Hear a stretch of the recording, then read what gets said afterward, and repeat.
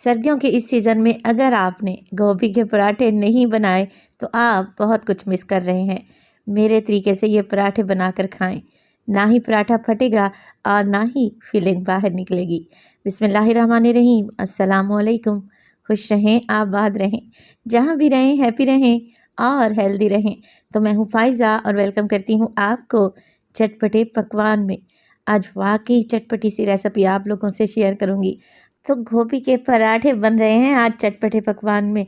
ऐसे बेहतरीन बनेंगे कि देखते ही मुंह में पानी आ जाएगा। और तरीका तो इतना आसान कि आप इसे देखते ही बनाना चाहेंगे। तो रेसिपी को एंड तक देखें, अच्छी लगे लाइक कर दें और चटपटे पकवान को सब्सक्राइब भी कर लें।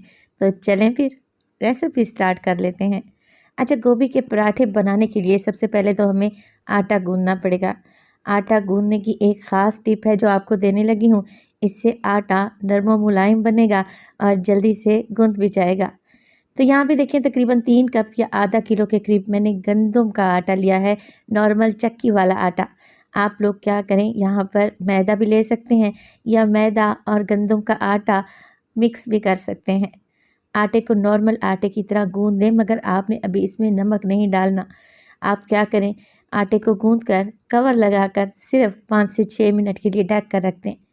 5 से 6 मिनट के बाद आप हाथ को हल्का सा गीला करेंगी और आटे को इकट्ठा कर लेंगे।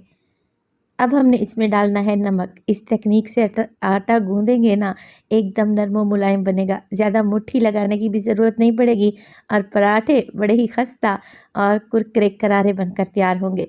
अब नमक डाल दें और अच्छे तरीके से 2 से 3 मुक्की लगाते हुए नमक को आटे में मिक्स कर लें। अच्छा, आटा गूंदने का ये तरीका बेस्ट है क्योंकि आप ताज़े आटे से भी रोटियां बनाकर तैयार कर सकते हैं। ये इतना सिल्की और स्मूथ गूंदेगा। बेहतरीन सा आटा मैं गूंद चुकी हूँ, ना बहुत ज़्यादा हार्ड और ना ही बहुत ज़्यादा इसे पतला रखेंगे। तो कवर लगाकर 15 मिनट के लिए इसे ढक कर रख दें। अच्छा जी, जब तक आटा रेस्ट कर रहा है हम गोभी की मज़ेदार सी फिलिंग बनाकर तैयार कर लेते हैं। तो यहाँ पर आधा किलो के करीब मैंने गोभी ले ली है। अब क्या करेंगे, गोभी के डंठल काट कर अलहदा कर लेंगे। वैसे तो जब मैं सब्ज़ी बनाती हूँ ये डंठल भी बारीक काट कर गोभी में ही शामिल कर देती हूँ, मगर अब पराठे बना रहे हैं तो इनको अलहदा कर लें। गोभी के फूल अलहदा कर लें। सर्दियाँ आते ही मार्केट में बड़ी ही फ्रेश गोभी आ जाती है, तो गोभी के ये पराठे बनाएं। यकीन करें आप हमेशा ही इसे बनाना पसंद करेंगे। ये कोई इतने आसान मज़े के पराठे तैयार होते हैं। अच्छा, गोभी के आप लोगों ने फूल अलहदा कर लेने हैं। इससे एक फ़ायदा तो ये होगा कि आपको पता चल जाएगा कि गोभी ख़राब तो नहीं है या इसमें कीड़ा वगैरह तो नहीं लगा हुआ। फूलों को अच्छे तरीके से 2 से 3 पानी में धो लें और खुश्क करने के लिए रख दें। पानी नहीं होना चाहिए इसमें बिल्कुल भी, और आपको गोभी को बॉयल करने की भी ज़रूरत नहीं है। अब हमने करना है इसे ग्रेट। तो मोटे वाले ग्रेटर से ग्रेट करेंगे ताकि पराठे खाने में मज़ा तो आए और आपको लगे कि आप वाकई गोभी के पराठे खा रहे हैं। तो देखिए, मोटे ग्रेटर से मैंने सारी गोभी को ग्रेट कर लिया है।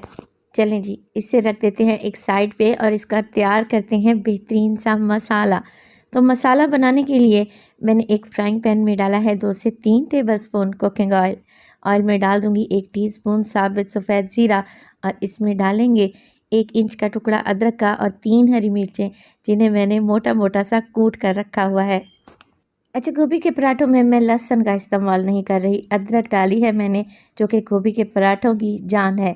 इससे क्या होगा, गोभी के पराठे आपको हज़म करने में भी आसानी रहेगी।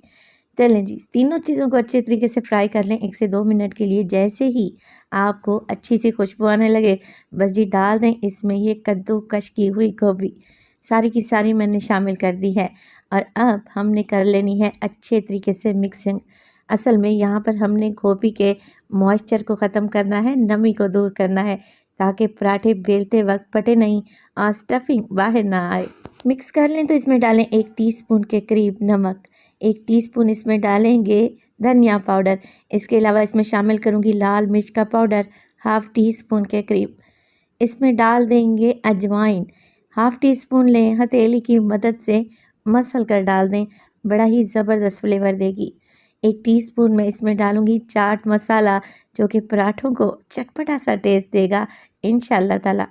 पिसा हुआ गरम मसाला डालेंगे 1/4 टीस्पून और सारे मिर्च मसालों को अच्छे तरीके से मिक्स कर लें और गोभी को भूनते रहें।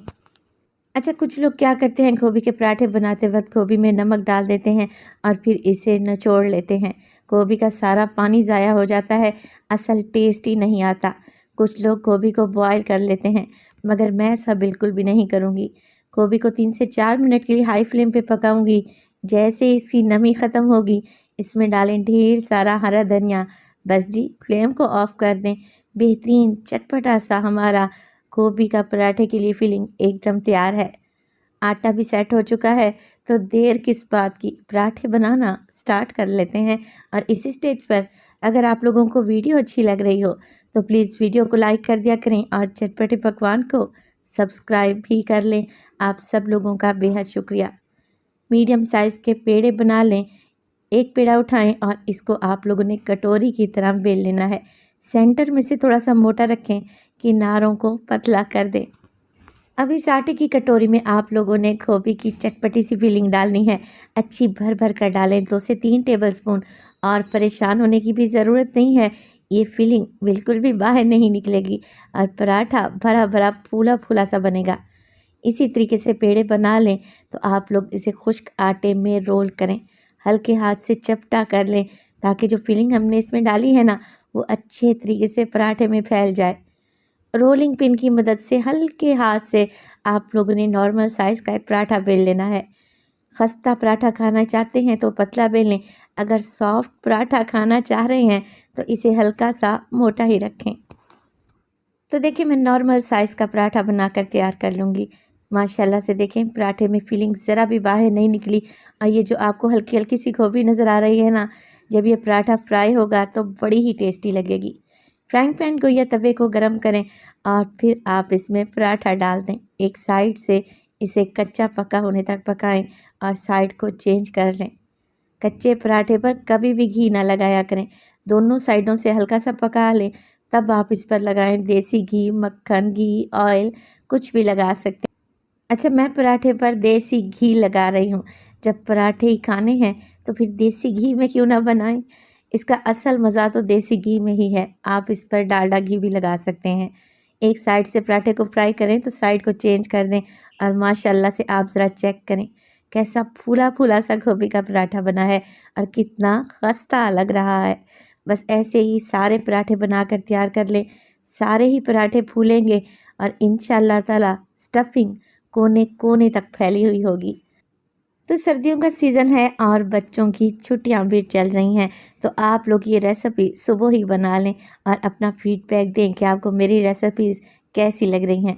अभी पराठा चेक कर लेते हैं। माशाल्लाह से एकदम खस्ता और बेहतरीन पराठा तैयार हुआ है। मैं आपको अंदर से ज़रा चेक करवा दूं कि इसकी फिलिंग एक एक कोने तक फैली हुई है और ये स्टफिंग को इतनी गज़ब की है कि एक नवाला लेते ही आपका दिल चाहेगा कि सारे ही पराठे मैं खा लूँ। बेहतरीन से पराठे बनाएं और इंजॉय करें अपनी पूरी फैमिली के साथ। तो रेसिपी बनाएं और अपना फीडबैक दें।